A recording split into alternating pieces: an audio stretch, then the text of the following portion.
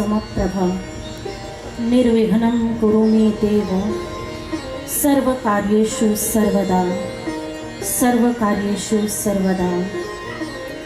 ओम पूर्णमदः पूर्णमिदं पूर्णाद् पूर्णमुदच्यते पूर्णस्य पूर्णमादाय पूर्णमेवावशिष्यते एकं नित्यं विमलमचलं सर्वधी साक्षिभूतं भावातीतं त्रिगुणरहितं श्रीकृष्णं तं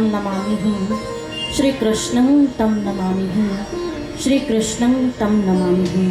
आज प्रभु की कृपा के पात्र हो करके, आज प्रभु की कृपा को अपने हृदय में धारण करके आज इस दिव्य प्रांगण में उपस्थित हुए हैं प्रभु की इस कथा को श्रवण करने के लिए। यूं तो आप सभी भक्तों ने इस कथा को बहुत बार श्रवण किया होगा। बड़े बड़े महापुरुषों, संतों, ज्ञानियों के मुख से श्रवण किया होगा।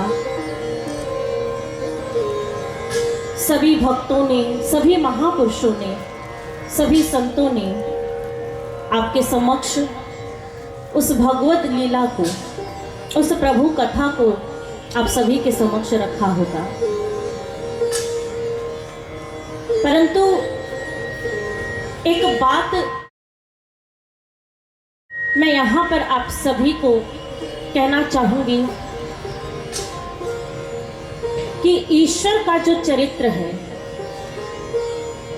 उस बांके बिहारी का जो चरित्र है, उस श्री कृष्ण का, उस प्रभु का, उस वासुदेव का जो चरित्र है, वो शब्दों से, बुद्धि से अति परे का विषय है। सभी उस प्रभु की दया को प्राप्त करते हुए, ये मेरा एक छोटा सा भाव या मेरा एक समर्पण कह लीजिए, मैं ये बात अवश्य कहना चाहूंगी कि मेरी बुद्धि बहुत छोटी सी है और उस बांके बिहारी का चरित्र, उस बांके बिहारी की लीला, उसकी गाथा, उसकी कथा अथाह है और मेरा मुख बहुत छोटा है। उनके चरित्र को चित्रित करने के लिए या उनकी लीला का व्याख्यान करने के लिए मुझ में क्षमता नहीं है। उस प्रभु का चरित्र मैं आपके समक्ष रख सकूं, या आप कहेंगे कि आज साध्वी जी आई हैं तो साध्वी के मुख से बड़ी बड़ी ज्ञान की बातें हमें श्रवण करने को मिलेगी, बड़ी मधुर वाणी सुनने को मिलेगी। तो भक्तों, एक चीज मैं अवश्य यहाँ पर आप लोगों को कहूंगी, ना ही तो मुझ में भक्ति का कोई भाव है, ना ही मेरी वह वाणी है, ना ही मुझ में सामर्थ्य है कि मैं उस प्रभु की गाथा को आपके समक्ष, बड़ी बड़ी ज्ञान की बातें आपके समक्ष कर सकूं। लेकिन हाँ, एक प्रार्थना है, एक विश्वास है,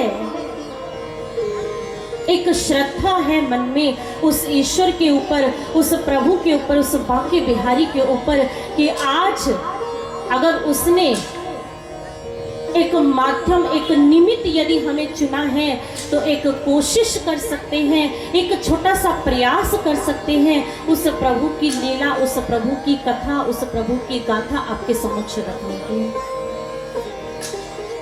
और 7 दिवसीय इस ज्ञान यज्ञ में बहुत बुजुर्ग लोग बैठे हुए हैं, बहुत अनुभवी लोग बैठे हुए हैं। आप लोग कहीं यह सोचिए, अरे भाई कम से कम कुछ नहीं, इस 7 दिवसीय कथा में मुझे कम से कम एक मधुर वाणी तो सुनने को मिलेगी। तो भक्तों, साफ साफ स्पष्ट शब्दों में कह देते हैं कि मेरे पास कोई माधुर्य नहीं है, कोई मधुर वाणी नहीं है।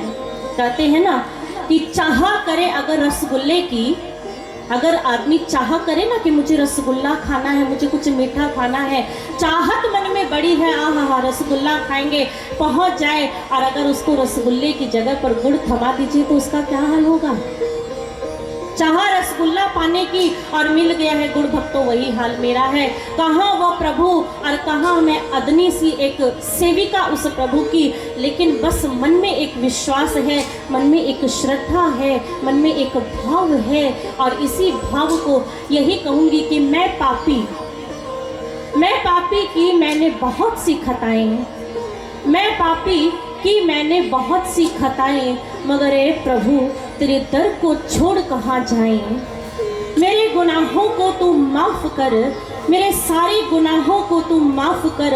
आज अपनी कृपा का हाथ मेरे सर पर रख, आज अपनी कृपा का हाथ मेरे सर पर रख। और आज उसी की कृपा से यदि बांके बिहारी लाल की अगर कृपा हो जाए, उस वासुदेव की अगर कृपा हो जाए, उस ईश्वर की यदि कृपा हो जाए, तो शायद मेरी वाणी में कुछ माधुर्य आ जाए, शायद मेरी वाणी में कुछ भाव आ जाए और आप सभी को इन 7 दिवसीय इस कार्यक्रम, इस यज्ञ के भीतर, इस 7 दिवसीय कार्यक्रम के अंदर आपको प्रभु की कुछ गाथा सुना सकूं। भागवत महापुराण जो आज आपके समक्ष, आज इन यजमान की माध्यम से आज आपके समक्ष संतों का आना हुआ है और आज इस भगवत चर्चा पर श्रवण करने का मौका मिला है। कहते हैं कि एक बार महान महर्षि वेदव्यास जी, आप सभी जानते हैं कि इस भागवत महापुराण की रचना करने वाले, इस भागवत पुराण को रचने वाले श्रीमन वेदव्यास जी हैं। श्रीमद् भागवत महापुराण के प्रथम स्त्रोत में वर्णन आता है कि एक बार वेदव्यास जी अपने समस्त कार्यों से निवृत्त होकर, स्नान आदि क्रियाओं से निवृत्त होकर भगवत की स्मरण में, भगवान के स्मरण में बैठे हैं, लेकिन अत्यंत चिंतित हैं, अत्यंत शोकाकुल है और मन में विचार चल रहे हैं, मन में विषाद है, मन अशांत है, अधीर है। और क्या सोच रहे हैं? महर्षि वेदव्यास जी सोच रहे हैं, अपने अंतर से प्रभु के समक्ष प्रार्थना करते हैं और कहते हैं कि मैंने इतने ग्रंथों की रचना की, मैंने महाभारत जैसे इतिहास को रचा, वेदों उपनिषदों की रचना की, परंतु फिर भी मेरा मन अशांत क्यों है? मेरा मन इतना चिंतित क्यों है? जिस शांति की मैं तलाश कर रहा था, मेरा मन उस शांति को क्यों नहीं प्राप्त कर पाया? मेरे मन में इतना विचलन क्यों है?